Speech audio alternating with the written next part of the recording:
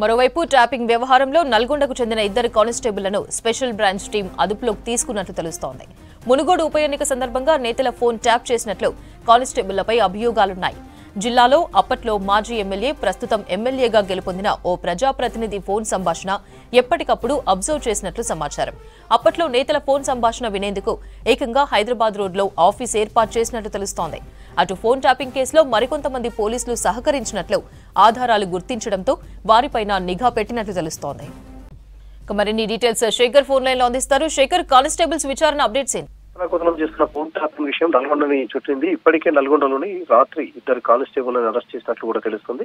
ఈ phone tapping వ్యవహారంలో ఇక్కడ హైదరాబాద్ లోని ఉడిపోటల్ పక్కకు ఒక అపార్ట్మెంట్ లో వీళ్ళు ఒక ఆఫీస్ ని ఏర్పాటు చేసుకుని మునుగోడు ఉప ఎన్నికల నేపథ్యంలో ప్రతి కాల్స్ ని కూడా విన్నట్లు కూడా తెలుస్తుంది. దానిలో భాగంగానే వాళ్ళకున్న ఆధారాలను స్పెషల్ బ్రాంచ్ కి సంబంధించిన అధికారులు ఎవరైతే ఉన్నారో వాళ్ళకున్న ఆధారాలతోటి ఇద్దరు కానిస్టేబుల్ అని అరెస్ట్ చేశారు. ఇంకా మరికొంతమందికి సంబంధించి కూడా వాళ్ళపై నిఘా పెట్టారు. పూర్తి స్థాయిలో వాళ్ళ వివరాలు వచ్చిన తర్వాత వాళ్ళని కూడా అరెస్ట్ చేసే అవకాశం ఉంది. ఎందుకంటే ఉమ్మడి నల్గొండ జిల్లాకు సంబంధించి చాలా కీలకంగా ఈ వ్యవహారం మొత్తం కూడా నడుస్తుంది. ఎస్పీగా 2014లో ఇక్కడ ప్రభాకర్ రావు ఇక్కడ పనిచేశాడు. అక్కడ ఉన్న ఈ జిల్లా మీద పూర్తి పట్టుంది తనకి. సో ఆ మునుగోడు ఉప ఎన్నికల నేపథ్యంలో తను స్పెషల్ బ్రాంచ్ ఆఫీసర్ గా, అదేవిధంగా ఇంటెలిజెన్స్ చీఫ్ గా ఉన్నాడు. ఆ ఇంటెలిజెన్స్ చీఫ్ గా ఉన్నప్పుడు మునుగోడు ఉప ఎన్నికల నేపథ్యంలో అక్కడ ఉన్న ముఖ్యమైన నాయకులు కావచ్చు, జిల్లాకు సంబంధించిన ముఖ్యమైన నాయకులు కావచ్చు, వాళ్ళ కదలికలతో పాటు వాళ్ళ ఫోన్లో మాట్లాడే ప్రతి విషయాలను కూడా వాళ్ళు రికార్డు చేసుకున్నట్లు కూడా తెలుస్తుంది. దానిలో భాగంగానే మునుగోడు ఉప ఎన్నికల నేపథ్యంలో చాలా మంది నాయకులు, ఒక బీఆర్ఎస్ మినహా మిగతా పార్టీలకు సంబంధించిన ముఖ్యమైన నాయకుల డబ్బులు కావచ్చు, వాళ్ళ ఫోన్ వ్యవహారం కావచ్చు, ప్రతిదీ కదలికను వాళ్ళు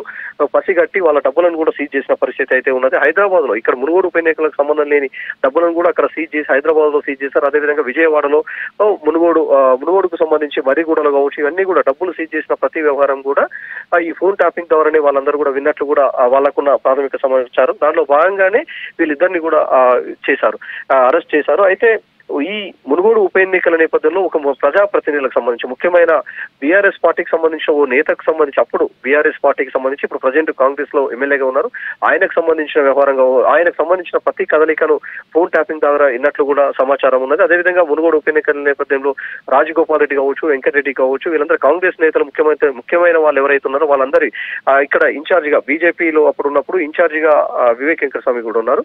సో వాళ్ళ ఫోన్ ట్యాపింగ్ చేసి ప్రతి విషయాన్ని, వాళ్ళ పర్సనల్ మాట్లాడే విషయాలు కావచ్చు, వాళ్ళ ఇంటి వాళ్ళతో మాట్లాడే విషయాలు కావచ్చు, ప్రతిదాన్ని కూడా వీళ్ళు విన్నట్లు కూడా వాళ్ళకు ఇంటెలిజెన్స్ చీఫ్ కి వాళ్ళు రికార్డ్ చేసినట్లు కూడా తెలుస్తుంది. దానిలో భాగంగానే స్పెషల్ బ్రాంచ్ ఆఫీసర్లు ఇద్దరిని అదుపులోకి తీసుకున్నారు. అయితే ఇక్కడ కీలకంగా ఏంటంటే ఇక్కడ పొలిటికల్ గా కాకుండా వీళ్ళు ఎవరైతే ఈ అరెస్ట్ అయ్యారో వాళ్ళు పర్సనల్ గా కూడా కొంతమంది ఫోన్లను ట్యాప్ చేయడము, మహిళలకు సంబంధించిన ఫోన్ రికార్డులను కూడా వినడము, వాళ్ళని బ్లాక్మెయిల్ చేసినట్లు కూడా సమాచారం ఉంది. వాళ్ళని అదుపులోకి తీసుకున్న తర్వాత కొంతమంది ఫిర్యాదుదారులను కూడా పిలిపించి వాళ్ళ నుండి కూడా ఎవిడెన్స్ తీసుకొని వీళ్ళ మీద కేసులు పెట్టే అవకాశం అయితే కనిపిస్తుంది.